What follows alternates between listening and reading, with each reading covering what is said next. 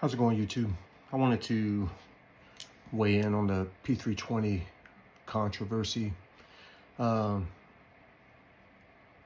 been carrying SIG for a long time.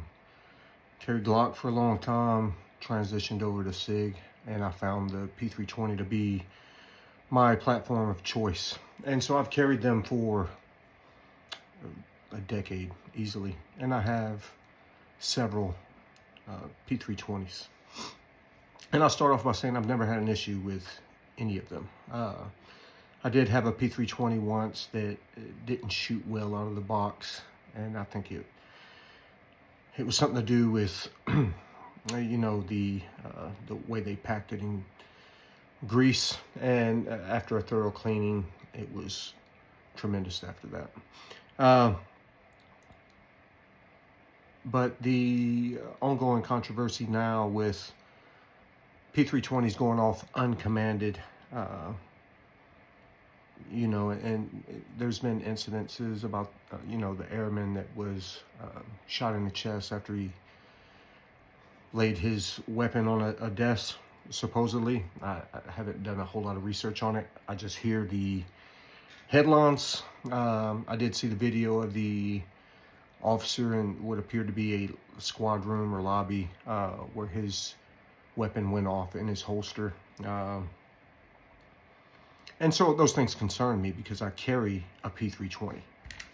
The P320 I carry every day is this one. And I have several. And that's not even all of them. And so I was waiting to hear some science behind it.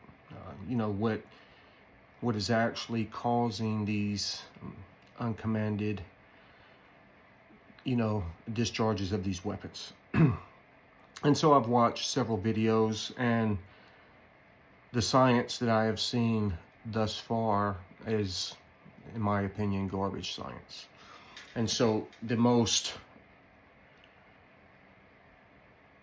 thorough science I've seen, and it's from a few sources, but one YouTuber I just watched today, he was explaining the science behind it, and supposedly the take-up on the trigger is, as that take-up hits the wall, it disengages the safety and the sear. And so at this point, there's no safety on the sear, and it at any time could allow the striker to go forward. And the way he demonstrates this is he puts a pencil in the weapon, fires it, shows the pencil move. And what he's saying is that he had to manually manipulate the sear with a Allen wrench through the back. And that's where the garbage science comes in my opinion. If you have to manually mess with the internals of a weapon to get the result that you're looking for based on biased science, then that's not real science to me. It's similar to the guys back in the day that used to argue that Glocks jam, but in order to make them jam, they had to hold it very low on the hand grip with a very loose grip and pull the trigger, and then that loose grip would cause a disruption in the cycle of function. Garbage science. They were not using the weapon properly, therefore the weapon doesn't jam when you use it properly in most instances. And I feel that's the same for the P320. I feel that based on the science they're trying to make you believe to discredit the P320 is not necessarily real science. Now, is the trigger on the P320 on some of them pretty light?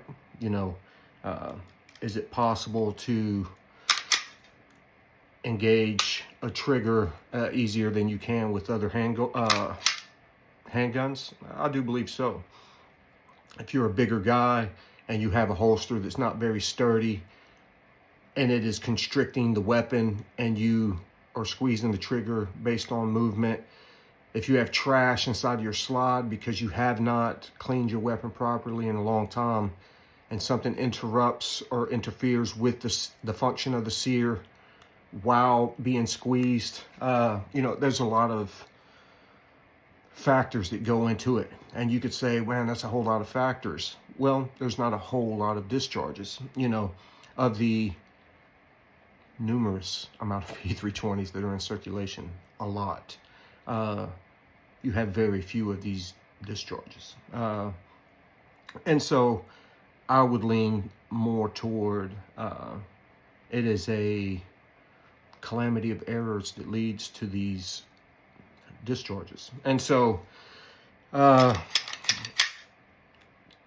kind of, because I was concerned, like if it is a true concern, like if this take up hits the wall, and then if I jostle the weapon or hit the weapon and the striker goes forward, that could be problematic. What if I'm in a situation where I've got a finger on the trigger and I'm at the wall waiting to engage, and anything happens and I have a negligent discharge? It could hurt innocent bystanders.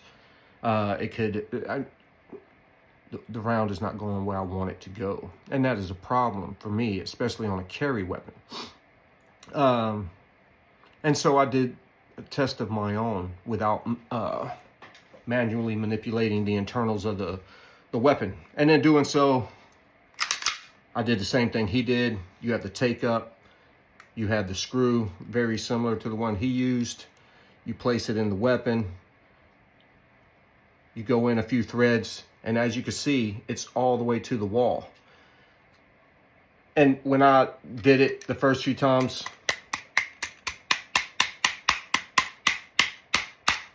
I'm hitting the fuck out of it.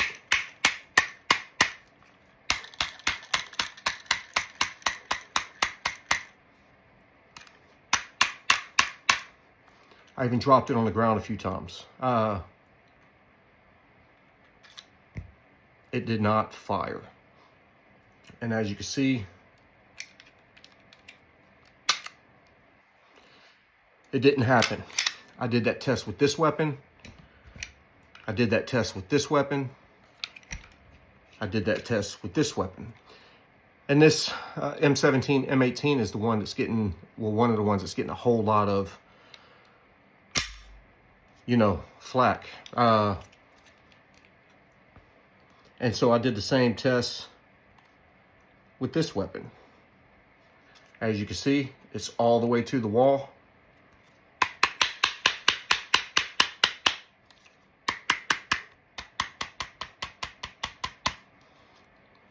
It doesn't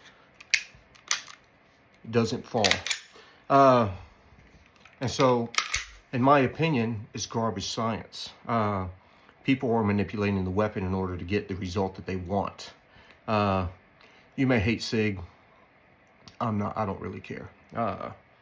You may not want to buy P320s.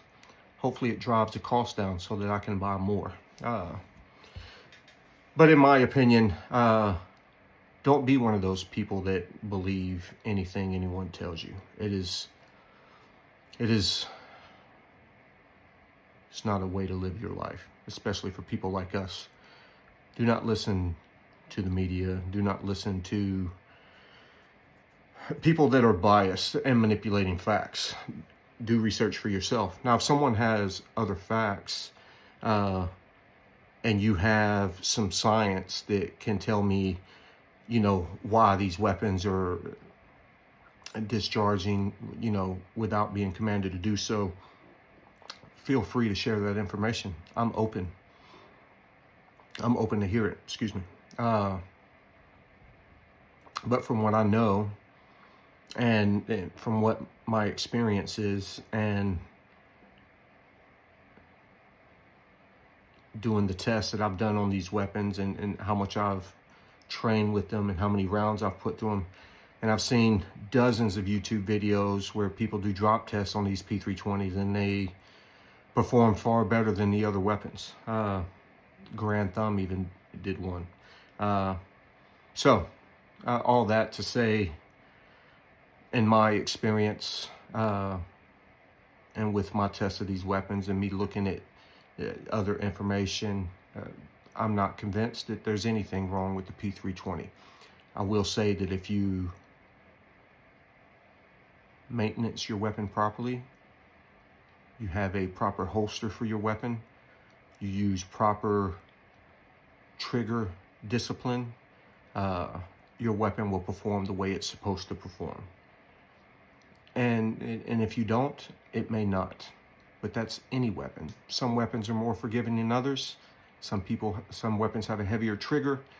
Some people have thumb safeties.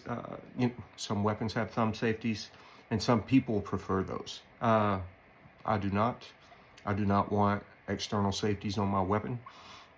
And so I choose the weapons that I would like to carry accordingly. But as far as the P320 receiving this bad reputation, I'm not sold. And I don't expect my video to persuade any of you all to think differently. If you already think badly about SIG, nothing's going to change it. It's like politics. If you're a Democrat and I try to convince you of your party's wrongdoing, you won't believe it. If you're a Republican and I try to point out the Republicans' party's wrongdoing, you won't believe it. You'll always find a way to back your team because you've already chosen sides. So it is what it is. I would just encourage you to try to keep an open mind, and I'll do the same. If I have information that's not hearsay, some actual science that can convince me that it's not a safe weapon to carry, then I will take that information into account, see if I can mimic that test myself, and if I can do it myself and it does prove to be unsafe, then I'll change my EDC. But until then, I'll carry what I carry. Y'all have a good day.